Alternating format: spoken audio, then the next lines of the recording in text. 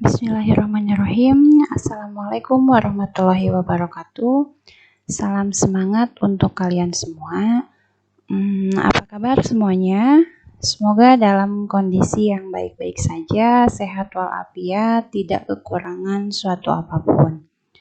Alhamdulillahirrabbilalamin, puji dan syukur kita panjatkan kehadirat Allah Subhanahu wa Ta'ala, yang atas izin dan ridhonya kita masih bisa bertemu meskipun tidak secara langsung, melainkan melalui pembelajaran online.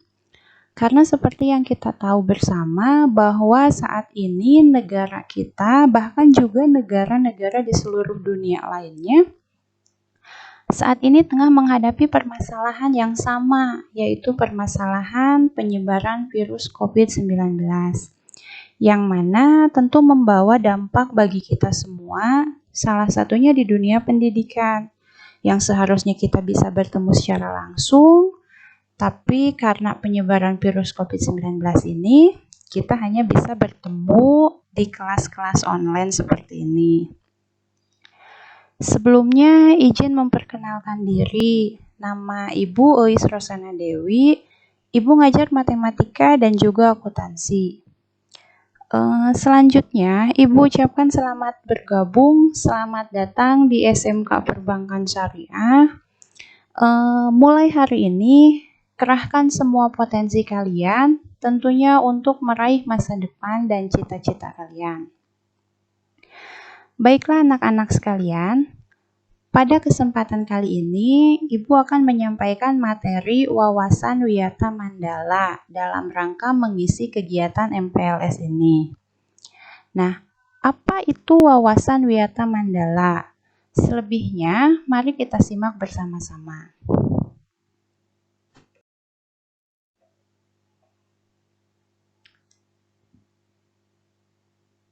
Kalian mungkin pernah mendengar atau sudah tidak asing lagi dengan wawasan wiyata Mandala. Karena materi ini merupakan materi pokok yang selalu disampaikan dalam kegiatan MPLS di berbagai jenjang. Termasuk waktu kalian SMP. Pasti kalian pernah mendapatkan materi tentang wawasan wiyata Mandala. Nah, lantas apa yang dimaksud dengan wawasan wiyata Mandala? Ya, wawasan wiyata Mandala itu terdiri dari 3 suku kata. Yang pertama ada kata wawasan. Wawasan di sini artinya cara pandang atau penilaian terhadap sesuatu. Nah, yang kedua ada kata wiyata. Wiyata itu artinya pendidikan. Dan yang ketiga mandala. Mandala itu artinya lingkungan.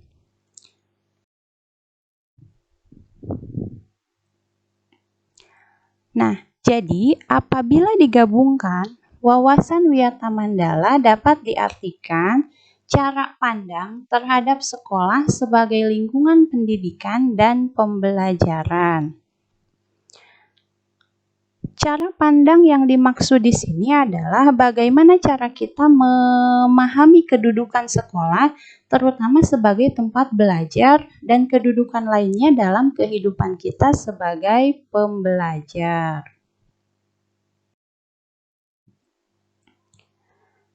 Ya, pada bagian ini sengaja Ibu tampilkan sekolah kampus SMK Perbankan Syariah. Sekolah ini merupakan tempat baru untuk kalian. Mengapa? Karena di sekolah ini merupakan tempat baru bagi kalian sebagai siswa untuk mengawali langkah baru dalam perjuangan meraih cita-cita kalian. Di sekolah ini juga harapannya kalian dapat meninggalkan sifat kekanak-kanakan dan perilaku buruk di masa SMP. Untuk kemudian melangkah menjadi pribadi yang lebih baik, yang lebih dewasa, dan yang lebih bertanggung jawab. Semoga apa yang dicita-citakan kalian dapat tercapai melalui sekolah di SMK Perbankan Syariah ini. Amin.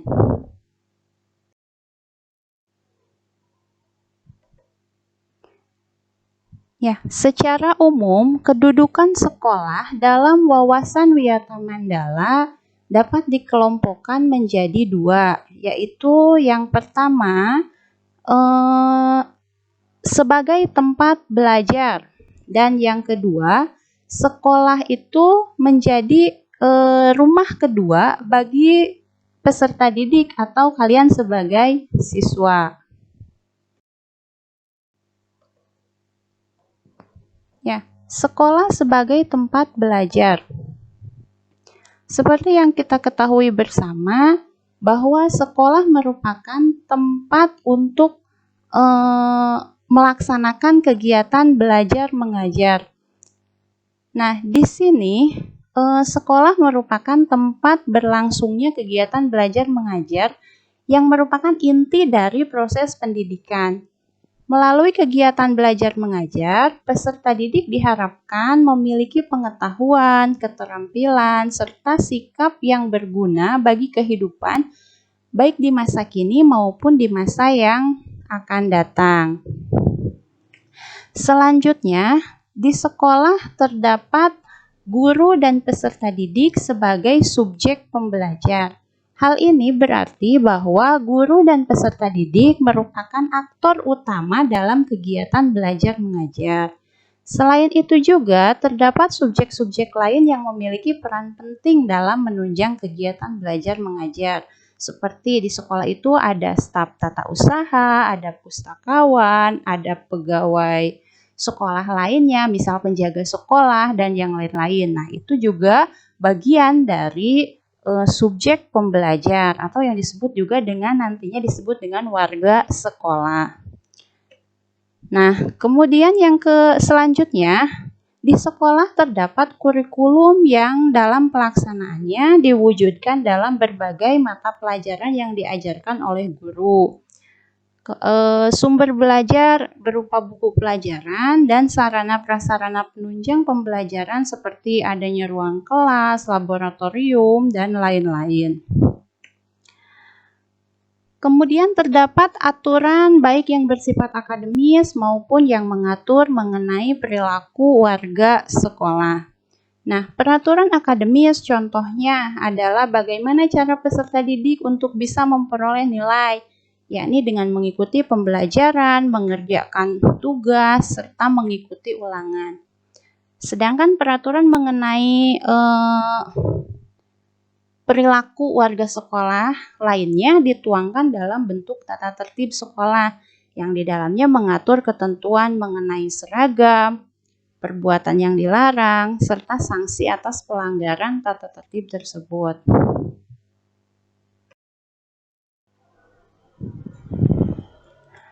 Konsekuensi dari kedudukan sekolah sebagai tempat belajar. Yang pertama, sekolah tidak boleh digunakan untuk kegiatan yang tidak berhubungan dengan pendidikan. Jadi di sekolah itu tidak boleh mengadakan acara seperti konser musik, terus misalkan digunakan untuk kampanye politik, dan kegiatan-kegiatan lainnya yang tidak ada hubungannya dengan pendidikan, itu tidak boleh. Kemudian yang kedua, tujuan utama peserta didik berada di sekolah adalah untuk belajar. Jadi ingat ya, tujuan di sekolah itu adalah untuk belajar. Jadi bukan untuk gaya-gayaan atau pamer kekayaan. Apalagi hanya untuk sekedar pindah tempat tidur, itu jelas tidak boleh ya. Maka itu peserta didik itu diharapkan sudah memiliki niat yang lurus ketika berangkat ke sekolah. Jadi niatkan dari rumah bahwa berangkat ke sekolah itu ya untuk belajar, tidak untuk yang lain-lain. Kemudian yang ketiga, setiap warga sekolah harus mematuhi peraturan yang berlaku di sekolah.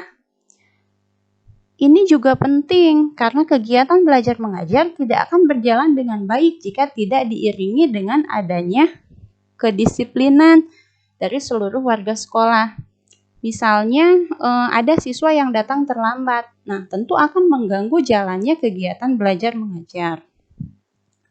Dan yang terakhir, yang keempat, setiap warga sekolah harus mampu menunjukkan karakter warga terdidik baik dalam baik di dalam maupun di luar sekolah. Nah, maksudnya adalah setiap warga sekolah itu diharapkan dapat memberikan teladan dalam bentuk sikap ataupun perbuatan, baik sesama warga sekolah maupun terhadap masyarakat umum. Seperti halnya tidak berbicara menggunakan kata-kata kasar, menjaga sopan santun, serta menjaga nama baik sekolah dimanapun berada.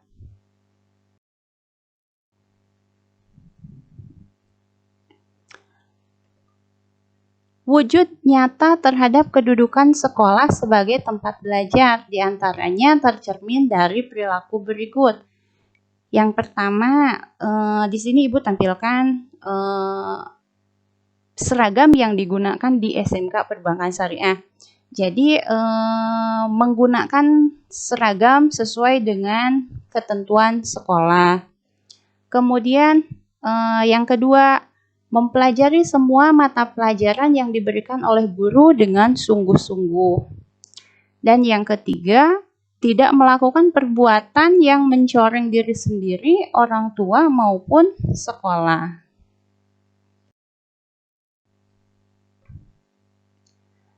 Ya, sekolah sebagai rumah kedua bagi peserta didik. Yang pertama, peserta didik menghabiskan sebagian besar waktunya di sekolah. Hal ini tentu tidak dapat dipungkiri ya, bahwa sebagian besar siswa menghabiskan waktu di sekolah baik untuk belajar maupun berorganisasi. Yang kedua, guru adalah orang tua peserta didik di sekolah. Sama seperti di rumah, siswa juga memiliki orang tua di sekolah, yakni bapak dan ibu guru. Selain belajar, siswa juga dapat berinteraksi, dapat berkonsultasi dengan guru-guru dalam berbagai hal. Yang ketiga, teman sebaya, kakak kelas, dan adik kelas adalah saudara peserta didik di sekolah. Nah, sama seperti di rumah, siswa juga memiliki saudara di sekolah yang siap saling membantu, saling berbagi dalam segala hal.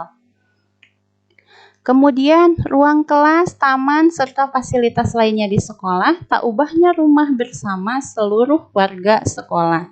Ya, jika di rumah terdapat ruangan yang dapat dinikmati seluruh anggota keluarga, maka di sekolah pun demikian, terdapat fasilitas yang dapat digunakan oleh seluruh warga sekolah.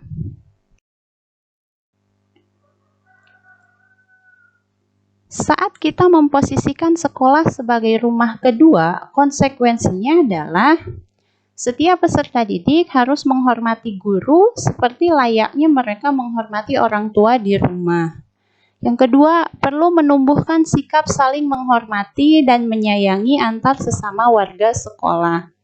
Yang ketiga, setiap warga sekolah harus memelihara dan menjaga fasilitas yang ada di sekolah. Yang keempat, sebisa mungkin setiap permasalahan yang ada diselesaikan secara musyawarah dalam nuansa kekeluargaan.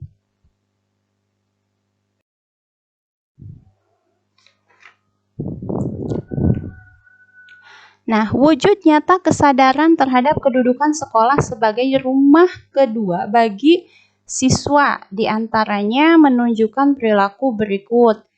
Yang pertama, menghormati guru dimanapun berada, baik di sekolah maupun di luar sekolah. Yang kedua, menjaga serta memelihara fasilitas sekolah agar tetap dalam kondisi baik, sehingga dapat digunakan oleh semua warga sekolah. Yang ketiga, menjauhi tindakan bullying, baik bersifat verbal maupun tindakan atau fisik. Selanjutnya, wawasan Wiyata Mandala tidak akan berjalan dengan baik apabila tidak ditunjang oleh prinsip 7K, yaitu yang pertama keamanan. Ini sangat diperlukan agar seluruh warga sekolah tidak merasa khawatir saat berada di sekolah. Yang kedua, kekeluargaan. Nah, dengan adanya kekeluargaan ini memungkinkan setiap masalah dapat diselesaikan secara cepat tanpa dengan kekerasan. Yang ketiga, kedisiplinan. Tentu dengan kedisiplinan akan menciptakan suasana belajar yang efektif. Kemudian yang keempat, kerindangan. Kenyamanan warga sekolah akan tercipta meskipun di tengah keterbatasan fasilitas. Dengan adanya suasana sekolah yang rindang, tentu kenyamanan akan diperoleh. Yang kelima ada kebersihan. Untuk bisa belajar dengan baik, harus ditunjang dengan kesehatan yang baik pula. Sedangkan salah satu syarat untuk bisa sehat adalah menerapkan pola hidup bersih. Maka itu setiap warga sekolah harus berusaha menjaga kebersihan diri maupun kebersihan lingkungan sekolah. Terlebih di era pandemi seperti ini, kebersihan diri itu harus selalu utama bagi kita, yakni selalu menggunakan masker, mencuci tangan, dan tentunya menjauhi kerumunan atau menjaga jarak.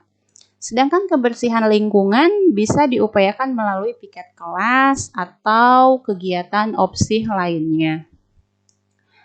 Yang selanjutnya ada keindahan. Nah, ruang kelas yang ditata rapi, yang dihias dengan seindah mungkin, ini akan meningkatkan semangat belajar untuk kita semua. Dan yang ketujuh ada ketertiban. Nah, segala proses kegiatan jika dilaksanakan dengan tertib itu akan membawa hasil yang diharapkan. Ya, terima kasih. Demikian pemaparan materi tentang wawasan Wiyata Mandala. Semoga bermanfaat. Dan di bagian akhir, Ibu mengajak siswa baru kalian ini untuk bersungguh-sungguh belajar dan menjadikan SMK Perbankan Syariah ini menjadi lingkungan pembelajaran yang nyaman bagi kita semua. Ya, mungkin hanya itu yang dapat Ibu sampaikan. Kurang lebihnya Ibu minta maaf. Terima kasih. Wassalamualaikum warahmatullahi wabarakatuh.